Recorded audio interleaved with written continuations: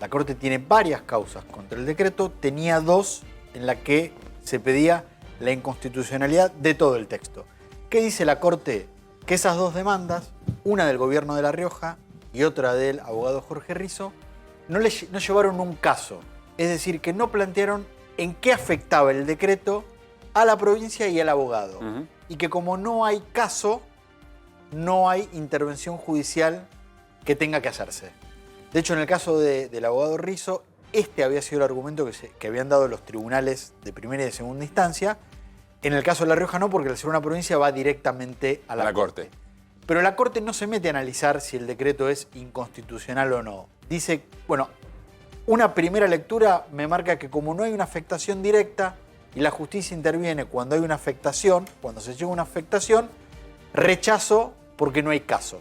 No se pone a tratar la inconstitucionalidad o no del decreto. Algunos pueden interpretar, bueno, la Corte avaló el decreto. Bueno, puede ser una interpretación, porque si la Corte hubiese aceptado tratar las demandas y las avalaba, el decreto caía. Sí. Y otros pueden decir, bueno, la Corte no se metió en rigor en el fondo. Algunos interpretan, bueno, hay una señal de descomprimir por parte de la Corte. Acá ya nos metemos en la lectura política. Nos metemos en la lectura política.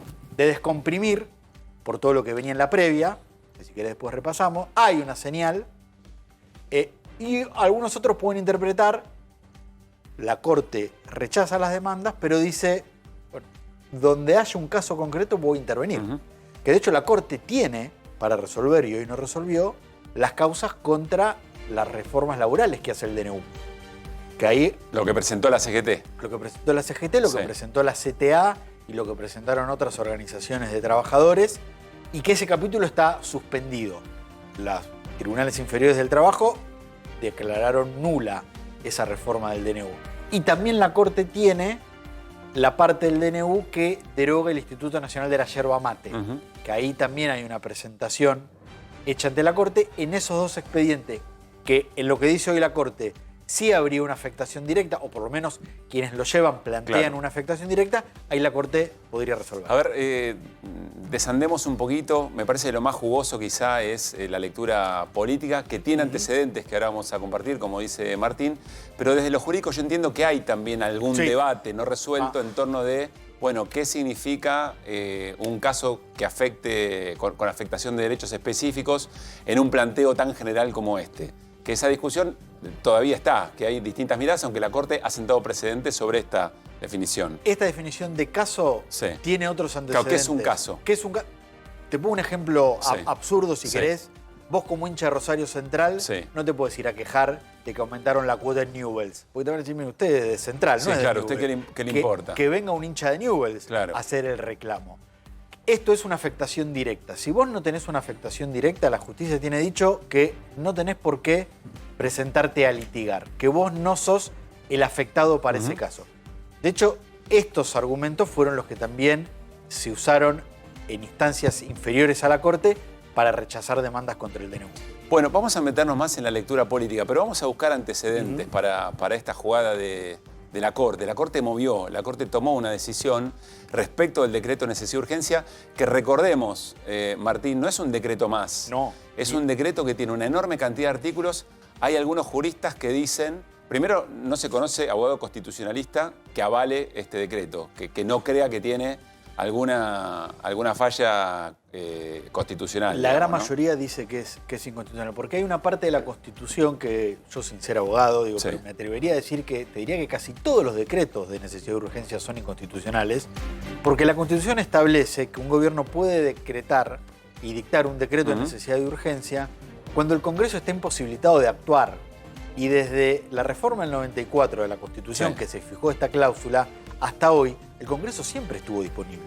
No hubo casos en los que el Congreso no pueda funcionar. Los decretos terminan siendo un atajo de los gobiernos para tomar decisiones que no quieren que pase por el Congreso. Claro.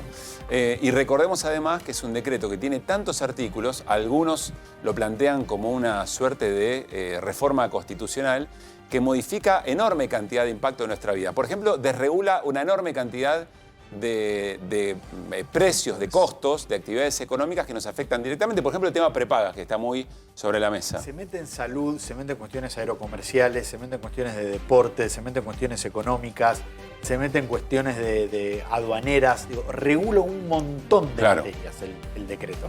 ¿Qué decía hace más o menos 15 días Javier Milei sobre la Corte en una de las exposiciones públicas que tuvo? Compartamos esto.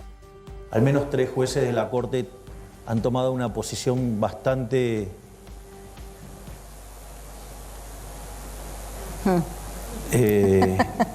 poco amigable, por decirlo de alguna manera, con el DNU. Poco amigable. ¿Cómo le costó encontrar la palabra precisa, ¿no? al presidente que estaba... No le cuesta adjetivar. No, claro, que tiene el verbo muy fácil. Sí. Y además estaba en solidaridad con la Universidad de Buenos Aires en penumbras, o creo que eso tenía que ver con otro tema. Pero el presidente hace más o menos 15 días dice, la Corte me va a jugar mal. Algo. A ver. Dice, 3 jueces de la Corte. Claro, saca Lorenzetti. Los jueces de la Corte son 4. Sí. Claramente se estaba refiriendo a Horacio Rosati, a Carlos Rosenkranz y a Juan Carlos Maqueda. Horacio Rosati, el presidente de la Corte Suprema de Justicia, que algunos días después tuvo una definición también sobre los cuestionamientos al decreto de necesidad y urgencia 70 que tienen causas presentadas en la Corte. ¿Qué dijo Rosati? Repasémoslo, es importante. Rosati dijo... Ya había hecho antes había hecho un señalamiento de que son cosas que tenía que resolver la política, que tenía la política que lograr ponerse de acuerdo para resolver estos temas, prescindiendo del Poder Judicial. Recuerda Rosati en el Rotary Club, en una reunión en el Rotary Club, recuerda Rosati eso, dice, hay que darle una primera chance a la política, hay charlas, reuniones, negociaciones que seguimos con avidez. Y acá yo pondría pero, ¿no? Dice Rosati, si la política no resuelve estos temas, la justicia lo resolverá. Nosotros vamos a jugar en esta situación. Y dice, no nos parece que la judicialización sea el camino. Apostamos a que estas cuestiones se resuelvan en el ámbito parlamentario o en el que sea. Si no, lo resolveremos en un tiempo razonable. Este es el contexto en el que se da un señalamiento del Poder Ejecutivo sobre el rol de la Corte. La Corte respondiendo, diciendo, la política lo tiene que resolver, si no lo resuelve, es tan importante todo esto que nosotros vamos a intervenir. Y algunos días después... Algunos se preguntan si en demasiada coincidencia con la presentación formal o la nominación formal de 2 nuevos jueces para la Corte, Lijo y Mansilla, la Corte toma esta decisión que menciona y caracteriza a Martín. Sobre casos generalistas, sobre todo el decreto. Dice, no, sobre todo el decreto no podemos intervenir. Tomando una decisión, Martín, corregime, porque sobre qué... causas que la Corte tiene, falla, es una decisión política, podríamos decir también. No tengas ninguna duda. A ver, la Corte es el único tribunal que no tiene tiempos para resolver. ¿Qué quiere decir eso? Que puede resolver cuando quiere. Cuando quiere. A ver, la Corte tiene, por ejemplo, causas de la época del gobierno Carlos Menem para resolver. Y no las resuelve. ¿Por qué? Porque la Corte no tiene plazos para resolver y resuelve cuando quiere la Corte. La Corte todavía tiene para resolver... la causa, por ejemplo, de la coparticipación de la pelea entre Ciudad de Buenos Aires y Nación. Resolvió una medida cautelar, pero no resolvió el fondo. La Corte en eso no tiene plazos. O sea, no es por orden de llegada de las causas. No es por orden de llegada de las causas. Martín, desde esa óptica, uno tiende a pensar alguna teoría conspirativa. ¿Por qué ahora? ¿Cuál es la explicación? Yo creo, a ver, eso lo saben solo los jueces de la Corte. Yo creo que busca descomprimir esta situación. Un gobierno enojado con una parte de la Corte, un gobierno que estaba reclamando definiciones sobre el DNU y una Corte que no las estaba dando. En el medio de esto, una interna en la Corte entre Lorenzetti y el resto de los jueces. Esto es Vox Populi, se sabe, se conoce, y la nominación que hace el gobierno de los 2 candidatos para ir a la Corte. Yo creo que también la Corte da una señal resolviendo lo más fácil. Porque el argumento jurídico de la Corte, si querés, es correcto vinculado a los antecedentes.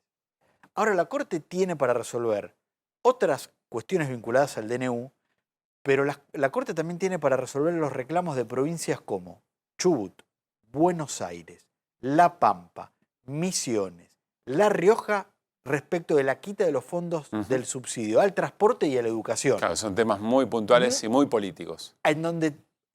la definición es para que gane o pierda uno, con mucha plata en el medio. Por supuesto que acá también se estaba jugando nada más y nada menos que el DNU pero con un argumento que muchos seguramente van a considerar como correcto de la Corte para rechazarlos. Por eso también planteo que fue una salida fácil para la Corte al tratar estas cosas.